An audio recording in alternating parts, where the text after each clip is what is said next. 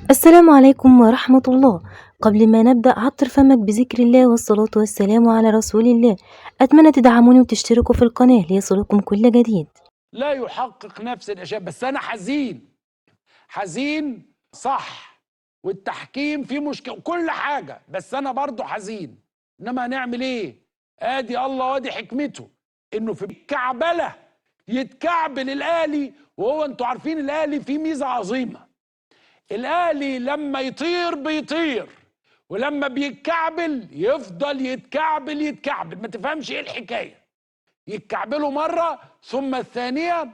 وطبعا يعني النهاردة كان عندهم يعني، وكان كلنا والله انه نلقى لاعب مهم محترم انتقل ثم الثانية. وطبعا يعني النهاردة كان عندهم يعني، وكان كلنا والله انه نلقى لاعب مهم محترم انتقل للنادي الاهلي يعمل اداء عظيم، ولكن ما عملش حاجه ضايقتنا كلنا. انما هنعمل ايه؟ بدايه الكعبله للاهلي. وطبعا احنا كلنا كنا ورا الاهلي، ان الاهلي بيلعب باسم في رعاية الله وحفظه.